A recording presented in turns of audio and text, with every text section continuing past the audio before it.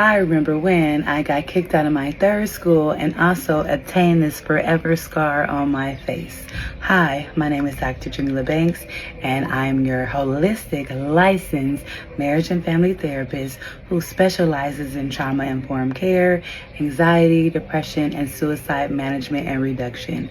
And I remember when I got kicked out of my third school and also obtained this forever scar on my face.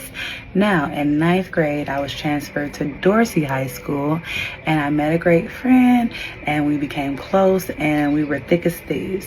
However, in my household, my stepfather had got strung out on cocaine and crack, and my mom was trying to help him with his addictions and his mental health, and we moved into a certain section in South Central known as the jungle. So it was chaos in the streets, it was chaos in my house, and it was chaos at Dorsey High School.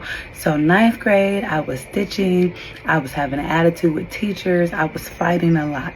By the time I got to 10th grade, Dorsey High School wanted to keep me because I was gifted and talented and smart, but my behaviors were off the chain, and they put me on a contract, and they stated I cannot engage in certain behaviors or I will be kicked out of school. So 10th grade, I was trying my hardest to keep my temper and attitude in check, and a girl that became friends with my bestie decided she didn't like me. So during class, at nutrition, at lunch, at PE, she would just say little slick stuff. She would have an attitude. She would look at me sideways, and I would ask my friend, what is your friend's problem?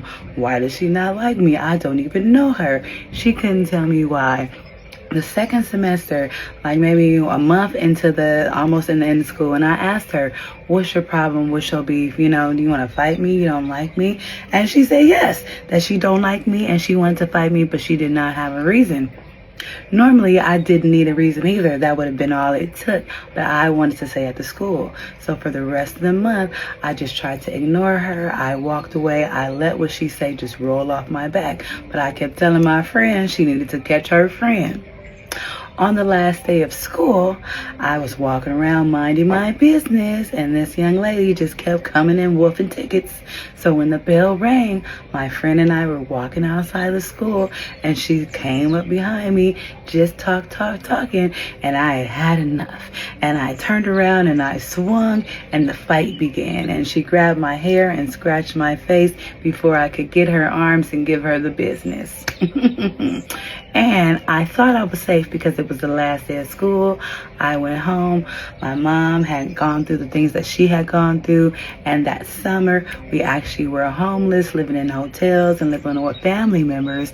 And when I thought that I would be going back to Dorsey for 11th grade, I went to school on the first day. They pulled me in the office and they had a letter saying that I could not come back because I had that fight on the last day of school. I learned several things. You could turn the other cheek, you can walk away, you could have patience, but sometimes people have to mess around and find out. Although I did everything I could to abide by that contract, to keep up with the rules, it became necessary to defend myself. And unfortunately, I was kicked out of that school and ended up going to a new school. However, I still ended up graduating from high school regardless. So, lesson learned.